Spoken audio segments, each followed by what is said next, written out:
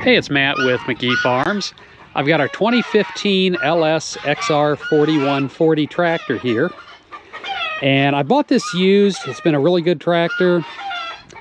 Got the nice mirror up there, so you can kind of see behind you when you're working. But one thing when I bought it is this mirror was gone. It was just the blank spot there. And so I've kind of been looking around for a replacement mirror.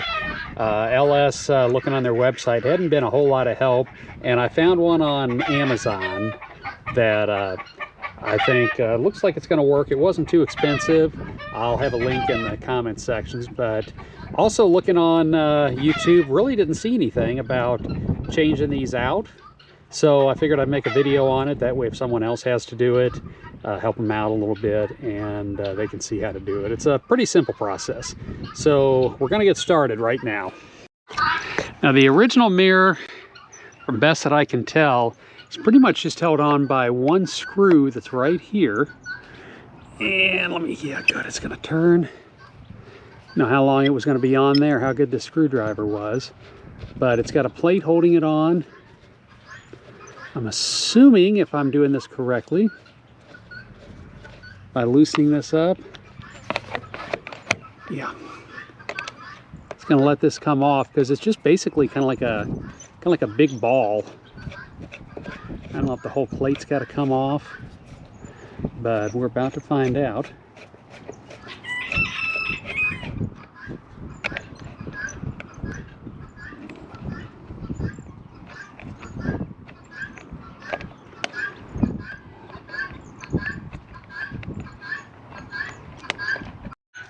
Yeah, it looks like this is just in there really, really good.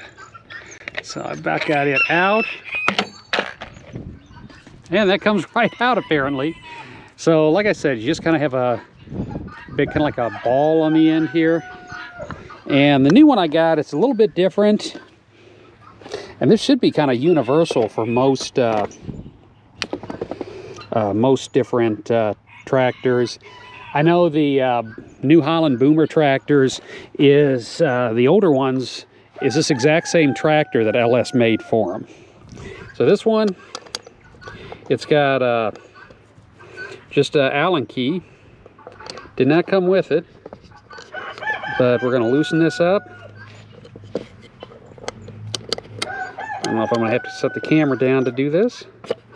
Shouldn't have to.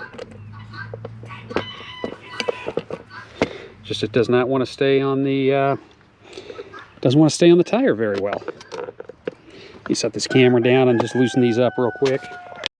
Okay, so I've loosened it up enough that it'll slip right over there, and I just have to tighten these bolts up. Let me set the camera on the tripod and aim it up there, and we'll mount it. So now that I've got them loosened, it's just going to be sliding them in, putting them over, and then tightening them up.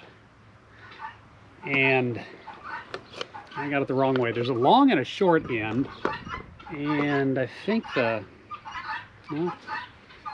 shorter end you kind of want going towards the bottom, it looks like, just because it'll line up a little better. That way it's not hitting the mounting, the little bar at the top. Oh, that's where I wish I had a attachment for my drill to tighten this quick. It's not that bad, but still. Could be easier.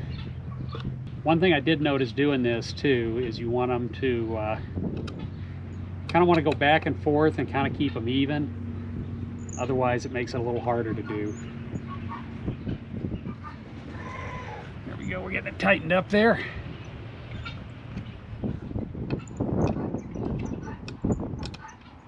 When I first started out, one of the screws had gotten out of where it screws into, and I had to take the whole thing off to redo it, but this is going on pretty simple now.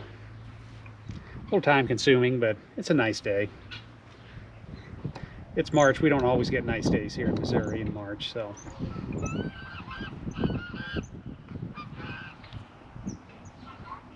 Get it good and tight. Which, when I'm snow plowing with this, that's one thing I really wish that I had, was the mirror on this side, because this is the side that really I would have used it on. All right, so now we're gonna hop in on the cab. And that one's good. This one is gonna be adjusted a little bit. Let's see how we're gonna...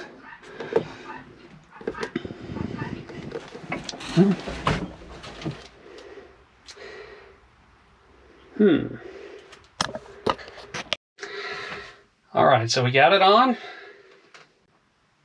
This one was a little bit of a tight fit. Part of the problem was as tall as it is, it kind of wants to hit that mounting bracket. And I was a little worried about the door closing, but I just closed the door. It didn't hit it. It's right there, but it didn't hit it, so it did work. I don't know if this gives more or less of a view than this one does. That one gives a little more of a wide angle. But again, I couldn't find this one. I looked through the LS website. I probably could have found it at the New Holland dealer. I really didn't go in and talk to them. The LS dealers probably could have come up with it, but I don't have one within 100 miles of me. So, yeah, we figured I'd get on Amazon and see how it works, see the mechanism. And it seems to work as we go through the summer, and I'm using this tractor. I'll let you know how it works. Again, I'll put the link to this in the notes section. It's Matt with McGee Farms. If you enjoy the videos, please consider giving us a thumbs up or subscribing to the channel. It's much appreciated and it helps the channel grow. Till next time, have a great day.